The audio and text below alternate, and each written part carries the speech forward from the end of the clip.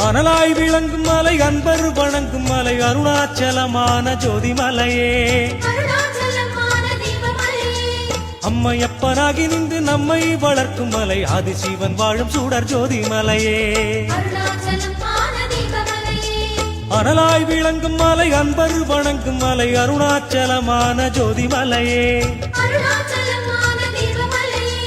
அம்மையப்பனாகி நின்று நம்மை வளர்க்கும் மலை ஆதிசிவன் வாழும் சூடர் ஜோதிமலையே